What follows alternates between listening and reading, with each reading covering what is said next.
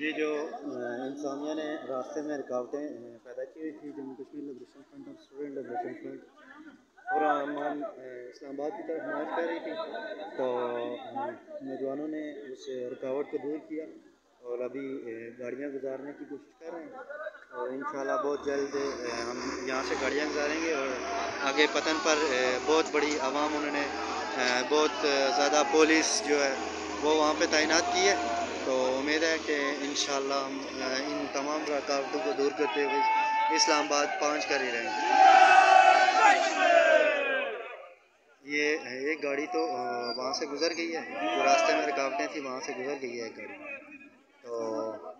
باقی آگے دیکھتے ہیں پتن والی سائڈ پہ۔ ابھی گاڑیوں کا یہ جو آپ کو نظر آ رہا ہے، اس سے بہت پیچھے بہت ایک لمبی قطار میں گاڑیاں ہیں، اور ان میں بھی لوگ بیٹھے ہوئے ہیں، اور جو انسانیہ تھی، جو Jammu Kashmir student liberation front کی جو انسانیہ کے لوگ ہیں وہ راستے کی رکاوٹوں کو دور کر رہے ہیں۔